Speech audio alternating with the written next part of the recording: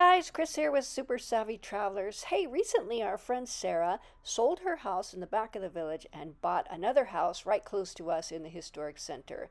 She then had the Herculean task of trying to get all her furnishings from one house to the other on these little skinny vias where no truck can ever fit.